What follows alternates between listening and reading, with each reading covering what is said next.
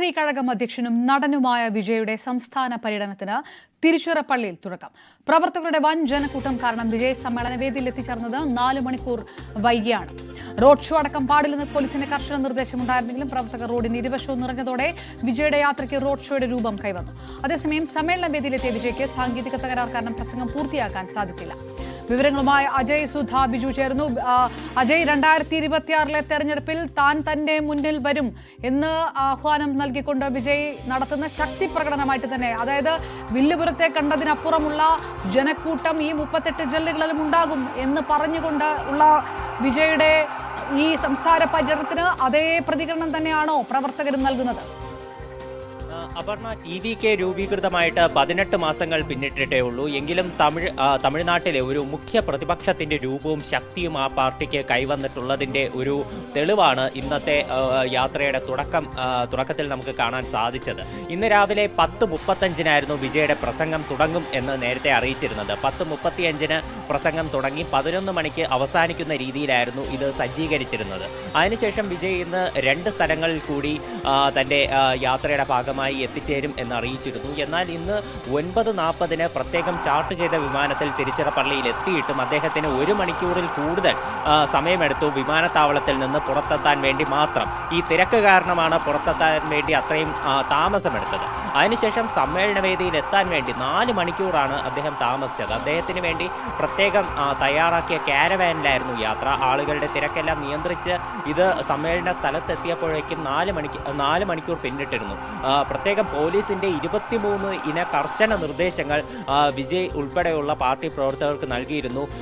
Road show പാടില്ല, അതുപോലെ തന്നെ വിജയെ സ്വീകരിക്കുന്ന സമയത്ത് ഈ വെടിക്കെട്ടുകൾ അത് പ്രയോഗിക്കാൻ പാടില്ല, അതുപോലെ തന്നെ ബാനറുകൾ അതിൻ്റെ എണ്ണത്തിൽ നിയന്ത്രണം വേണം, പ്രവർത്തകരുടെ എണ്ണം നിയന്ത്രിക്കണം, കാൽനടയായി റാലി പാടില്ല, അതുപോലെ തന്നെ അകമ്പടി സേവിക്കുന്ന വാഹനങ്ങളുടെ എണ്ണം 5-ൽ കൂടാൻ പാടില്ല തുടങ്ങിയിട്ടുള്ള കർശന നിർദ്ദേശങ്ങൾ ഉണ്ടായിരുന്നു.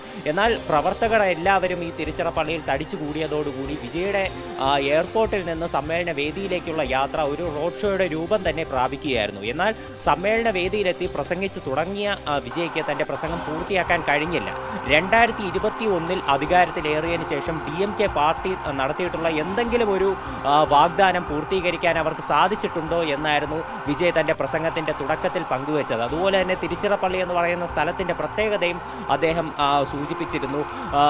ഈ അണ്ണാമലൈ ആദ്യമായി രാഷ്ട്രീയ പ്രഖ്യാപനം 1956 നടത്തിയത് അത് തിരുച്ചിറപ്പള്ളിയിൽ വെച്ചായിരുന്നു. അതുപോലെ തന്നെ MGR തൻ്റെ ആദ്യത്തെ പാർട്ടിയുടെ സ്റ്റേറ്റ് മീറ്റിംഗ് സംഘടിപ്പിച്ചത് തിരുച്ചിറപ്പള്ളിയിൽ വെച്ചായിരുന്നു. ഇത്തരത്തിൽ രാഷ്ട്രീയപരമായി തമിഴ്നാട് ചരിത്രത്തിൽ ഒരുപാട് പ്രാധാന്യമുള്ള സ്ഥലമാണ് തിരുച്ചിറപ്പള്ളി. അപ്പോൾ അതിൻ്റെ പ്രാധാന്യത്തെ പറ്റിയെല്ലാം വിജയ് സംസാരിച്ചു തുടങ്ങുന്നതിനിടെയായിരുന്നു സാങ്കേതിക പ്രശ്നമുണ്ടായത്. അപ്പോൾ അത് കാരണം അദ്ദേഹത്തിന് പ്രസംഗം പൂർത്തീകരിക്കാൻ സാധിച്ചില്ല. MGRൻ്റെയും അണ്ണാമലയുടെയും ചിത്രങ്ങൾ ആലേഖനം ചെയ്തിട്ടുള്ള പ്രത്യേകം തയ്യാറാക്കിയ കാരവാനിലായിരുന്നു വിജയ് യാത്ര ചെയ്തിരുന്നത്. സ്പീക്കറുകളും അതുപോലെ തന്നെ മൈക്കുകളും ആളുകളെ നിയന്ത്രിക്കാൻ വേണ്ടിയിട്ടുള്ള പ്രത്യേക ബാരിക്കേഡുകളും എല്ലാം ഉൾപ്പെടുന്ന കാരവാനിലായിരുന്നു അദ്ദേഹത്തിൻ്റെ യാത്ര. ഇപ്പോൾ ഇന്ന് വൈകുന്നേരം 3 മണിയോടുകൂടി അടുത്ത സ്ഥലത്ത് വിജയ്ക്ക് പ്രസംഗിക്കാനുള്ളതായിരുന്നു. എന്നാൽ 3 മണിയോടുകൂടിയായിരുന്നു ആദ്യ സ്ഥലത്തെ തിരുച്ചിറപ്പള്ളിയിലെ പ്രസംഗം തന്നെ ആരംഭിച്ചത്.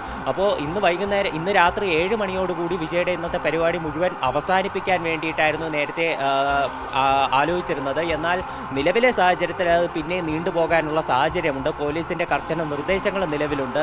അപ്പോൾ ഈ ഒരു സാഹചര്യത്തിൽ ഇനി വിജയുടെ 2 സ്ഥലങ്ങളിലെ പ്രസംഗവും അതുപോലെ തന്നെ പ്രവർത്തകരുടെ കൂടിക്കാഴ്ചയും അത് ഏത് വിധത്തിലാകും എന്നുള്ളത് നമുക്ക് നോക്കി കാണേണ്ടതാണ്. തമിഴ്നാട്ടിലെ എല്ലാ ജില്ലകളിലും കൂടി കടന്നു പോകുന്ന സമ്മേളനം മധുരയിലായിരിക്കും സമാപിക്കുക. ഡിസംബറിലാണ് ഇതിൻ്റെ സമാപനം.